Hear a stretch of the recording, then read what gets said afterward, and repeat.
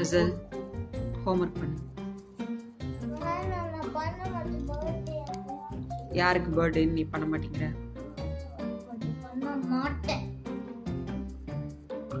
ஆத்தாவுக்கு பர்த்டேனா நீ ஹோம்ஒர்க் பண்ணாமல் இருக்கிறதுக்கு என்ன சம்மந்தம்?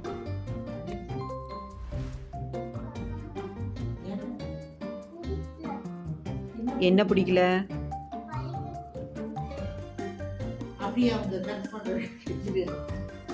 கரஸ்பாண்டன்ட் அனுப்பலாமா, சிஓக்கு அனுப்பலாமா, இல்லை உங்கள் கிளாஸ் டீச்சருக்கு அனுப்பலாமா?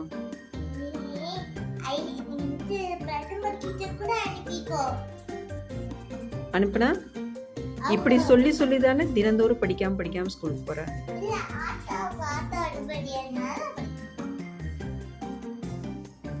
ஆத்தாவுடைய பர்த்டே அப்போ படிக்க மாட்டேன்னா அப்போ உன் பர்த்டேக்கும் படிக்க மாட்டேன்.